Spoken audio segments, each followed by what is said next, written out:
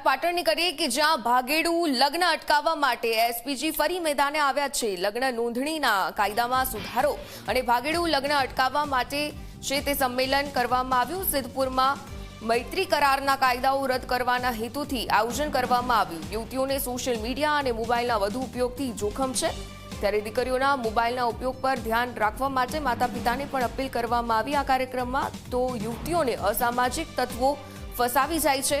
આ તમામ છે તે મૈત્રી કરારના કાયદાઓ રદ કરવાના હેતુથી કાર્યક્રમનું આયોજન કરવામાં આવ્યું અને દીકરીઓને સલાહ પણ આપવામાં આવી।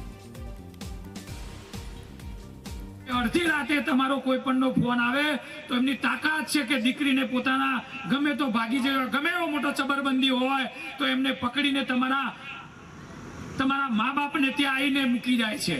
આટલી તાકાત વાળા ભાઈઓ છે, ગમે એવો ચબરબંધી હોય। અને આજે સૌથી વધારે અમને દુઃખ થાય છે કે આપણે સુખી સંપન્ન થયા છીએ પણ આપણે આપણી દીકરીઓને સાચવી શક્યા નથી।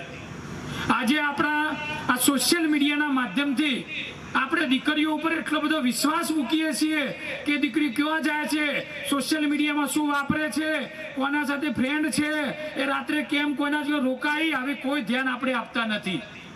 અને જ્યારે દીકરીની ઉંમર પ્રમાણે કાયદાનો દુરુપયોગ કરી આજે આપણા જેટલા પણ અસામાજિક તત્વો હોય, ગુંડાઓ હોય, આ લુખ્ખાઓ હોય, એ લોકો રાહ જોઈને બેઠા હોય છે કે જેવી દીકરી 15 વર્ષની થાય, 15 વર્ષથી લઈને 18 વર્ષની સુધી એને ફસાવે છે, ફોટા પાડે છે, વિડીયો રાખે છે અને ગમે તે કરી અને એ દીકરીને ફસાવી અને એને દબાણ કરીને કોઈ પણ ભોગે, જેવી 18 વર્ષની થાય તરત એ લોકો કોર્ટ મેરેજ કરી દે છે।